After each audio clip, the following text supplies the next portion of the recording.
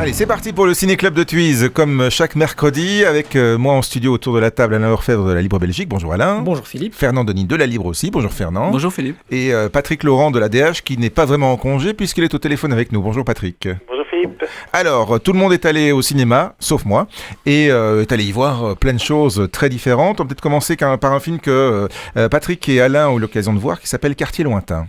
Oui, Quartier Lointain, qui est le nouveau film de Sam Garbarski. Vous vous souvenez sans doute de Irina Palm et du Tango d'Erachevski. Oui. La particularité de Quartier Lointain, c'est que c'est une adaptation d'un manga très connu des BD Phil, titre éponyme, Quartier Lointain, de Jiro Taniguchi. L'action est transposée en Europe, en France plus précisément. C'est une histoire qui part sur un précepte fantastique. C'est un homme d'une quarantaine d'années qui, suite à un malaise, se retrouve en fait à l'âge de son adolescence, à ses 14 ans, à la veille de la disparition de son père, mais il a toujours son esprit d'adulte. Et donc la question est de savoir si Thomas va pouvoir en fait éviter la disparition de son père, le départ de son père, s'il aura éventuellement l'occasion de modifier le destin de sa famille. Je ne me doutais pas de l'étrange aventure qui m'attendait. Je revenais dans la ville de mon enfance.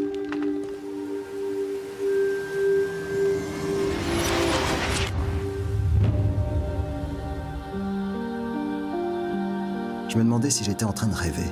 Alors, la transposition du manga vers le cinéma, ça marche ? Ben moi j'ai trouvé que ça marchait plutôt bien. C'est même une belle réussite parce que c'est la transposition culturelle du Japon à l'Occident. Et c'est une assez belle réussite. C'est un film en fait très, très touchant, très sensible, qui aborde plein de questions, je pense universelles, dans le sens qu'on s'est tous posé un jour la question de savoir, tiens, si j'avais pu dire ceci à mon père, si j'avais pu dire ceci à ma mère ou à mon grand-père ou à ma grand-mère, selon l'âge que l'on a. Et on est vraiment touché en permanence par cette interrogation de Thomas. Patrick ? Ah oui, moi j'ai même été bouleversé, je crois que c'est le film qui m'a le plus bouleversé cette année. C'est, comme dit Alain, c'est très très juste. On s'est tous à un moment dit ou l'autre, si je pouvais retourner dans le passé, qu'est-ce que je changerais ? Je corrigerais mes erreurs. Et ce film ici est en train de vous dire, est-ce que vous les corrigeriez vraiment ? Parce qu'en même temps, vous allez changer tout ce qui va être de bien dans votre vie. Et c'est un film qui donc est à la fois très touchant, qui permet de dire des choses qu'on n'ose pas dire quand on est ado, comme en effet à ses parents qu'on les aime ou à sa maman qu'on la trouve belle, et de réfléchir à ce qu'on aurait fait, à ce qu'on a fait. Ce film est vraiment touchant du début à la fin. Moi, je suis resté scotché, mais comme je l'ai rarement été cette année. Fernand, vous avez vu un autre film aussi, Le nom des gens. Oui, ça c'est une comédie française. Alors on en voit beaucoup des comédies françaises, mais celle-là je vous la recommande. Je la recommande chaudement. Beaucoup de films, on le disait hors antenne avant de commencer l'émission, beaucoup de films qui ont rapport avec la famille aujourd'hui. Oui, alors ici c'est la famille métissée, je dirais. Et c'est un peu une histoire de famille, c'est une histoire très personnelle puisque le scénariste et la co-scénariste racontent pratiquement leur histoire. Et leur histoire, sauf l'argument de départ qui est quand même assez intéressant puisque je dirais que c'est une comédie politique. Et l'idée, c'est que la personne, l'héroïne qui s'appelle Baya, elle prend très au sérieux le slogan des 60s qui est « Faites l'amour, pas la guerre ». Et donc, en fait... Bon slogan. Un bon slogan. Ouais. Donc, elle couche avec des types de droite pour les remettre à gauche, en fait. Elle veut les rééduquer par le lit. Et surtout, ça marche bien. Donc, elle se dit, moi, si Jésus, Marx et d'autres ont essayé de changer de monde, ils n'y sont pas arrivés, moi, je vais y arriver. Voilà. Merde, j'ai oublié la coriandre. C'est grave si... Bah pour la cholba, faut la coriandre obligée. Bon, je vais la chercher. Excuse-moi, Bon, en fait, moi, dans la vie, les mecs de droite, je les nique. C'est moche chez toi. Et donc, elle tombe sur un type qui est très raide, comme ça, qui s'appelle Arthur Martin. Et il a vraiment le profil du type de droite. Oui. Mais il n'est pas de droite, hein. Oui, c'est ça, il a le profil d'un type de droite, mais il est jospiniste. Et bon, voilà. Donc, ces deux-là n'auraient pas dû se rencontrer, ce qui est le principe même de toutes les comédies romantiques. Donc c'est une comédie romantique, une comédie métissée, déjantée, etc. C'est vraiment le garçon. C'est drôle. C'est extrêmement drôle, c'est extrêmement culotté, même déculotté. Et donc c'est quelqu'un qui ouvre les fenêtres de la comédie. Il ouvre les fenêtres et alors il y a un tourbillon. Il rit du politiquement correct, il rit de la Shoah, il rit de la victimisation, il rit de la repentance, et tout ça dans un esprit absolument décoiffant. Ça s'appelle Le nom des gens et il s'appelle Michel Leclerc.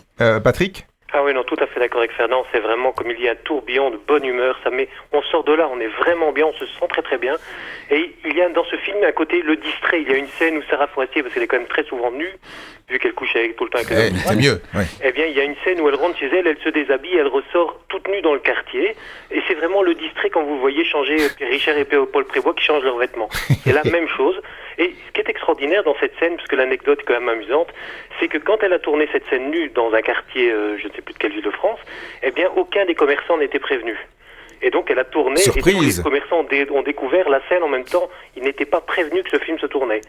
Et elle s'est débarquée complètement nue dans la rue. C'est très très drôle, c'est vraiment à voir. Je voudrais ajouter un mot. Magnifique. Oui, c'est un film provoquant, mais c'est pas un film vulgaire, je veux dire. Ah non, pas du voilà. Ah non, mais j'espérais bien, en vous entendant autour de la table, que c'était effectivement que ça restait drôle et correct. Ah oui, ça l'est. Mother and Child, Fernand, c'est dans un tout autre propos. Hein. Oui, là c'est vraiment un magnifique mélodrame, vraiment un tout grand mélodrame. C'est l'histoire de 3 femmes, l'histoire d'une femme, d'une jeune fille qui a dû accoucher à 14 ans, elle a dû abandonner son enfant, et donc elle s'est jamais remise de là, elle a 50 ans dans le film, et sa vie est un grand vide, je dirais, sa vie est complètement occupée par le vide. On la suit, on suit aussi cette fille, sa propre fille qu'elle n'a jamais rencontrée, les 2 femmes qu'elle ne connaît pas, et on suit aussi une 3e femme qui n'a jamais pu enfanter, et donc qui veut adopter. With a new haircut, with new shoes. Did you hear the rain one night when I heard it? It's often this that you move to and from this area several times, but you always return here. This part of the world is as good as any. It's mostly single people in the building, no children.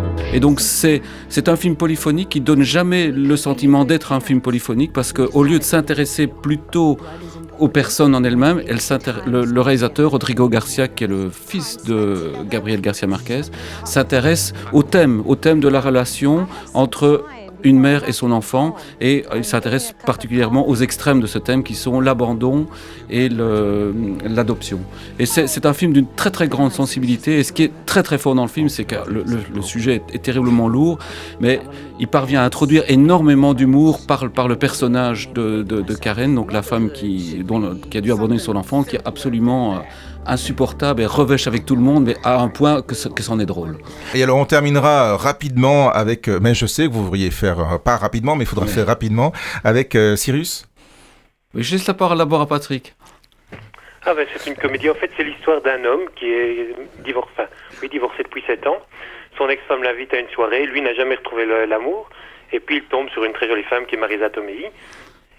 C'est le coup de foudre évidemment. La seule chose qu'il ne sait pas, c'est que cette femme a déjà un très grand fils de 21 ans, c'est Jonah Hill, et le fils n'a pas du tout l'intention de partager sa maman. Il va donc, tout en donnant l'impression à sa maman d'être très gentil, va pourrir la vie de l'autre autant que possible. Et l'homme va faire exactement la même chose vis-à-vis du fils. And a tailspin? I'm lonely, borderline desperate.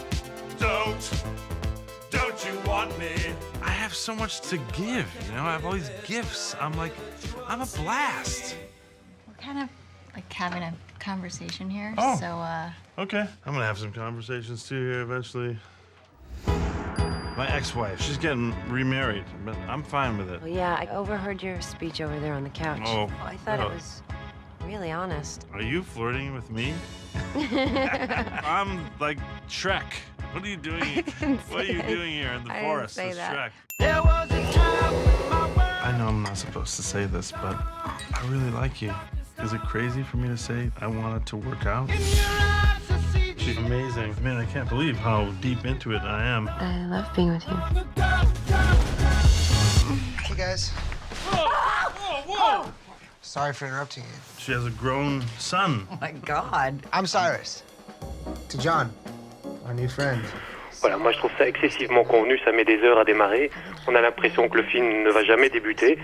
Et une fois que ça part, eh bien, il y a quelques scènes drôles assez mordantes, et puis ça tombe dans le balourd à l'américaine. Moi, j'y suis pas sensible du tout. Fernand ? Moi, je suis vraiment pas d'accord avec Patrick, parce que je trouve justement que là, la situation est évidemment extrêmement cliché, mais les 2 réalisateurs qui sont les frères Dupas, ils en font quelque chose. C'est-à-dire, ils prennent le moteur à explosion comique et ils l'amènent tout à fait ailleurs, et ils l'amènent dans la névrose, dans la perversité aussi de ce personnage. Et ça, je crois que cela tient au système des frères Dupas, qui viennent du cinéma indépendant. Ici, c'est leur premier film pour un studio, mais vraiment pour pour un petit studio. Et ils ont une façon de travailler qui est vraiment absolument unique. C'est-à-dire qu'ils tournent en continuité, absolument tous leurs films en continuité. Ouais. Ils mettent les réalisateurs dans la situation, c'est les acteurs dans la situation. Et c'est à eux de trouver les dialogues. Et on arrive quand même à des dialogues qui sont tout à fait étonnants. J'en citerai un, c'est donc l'acteur principal, c'est John C. Reilly, qui se définit comme étant lorsqu'il doit parler de lui-même, il parle de lui comme de Shrek. Donc je trouve que c'est un autoportrait assez amusant. Voilà, alors plein de choses, plein de bonnes toiles à se faire cette semaine. Moi j'ai un petit faible pour le nom des gens quand même. Hein. Merci à tous les trois, à la semaine prochaine. Évidemment, le Ciné Club revient sur Tuise mercredi prochain. Vous pouvez nous retrouver aussi avec l'image sur Facebook.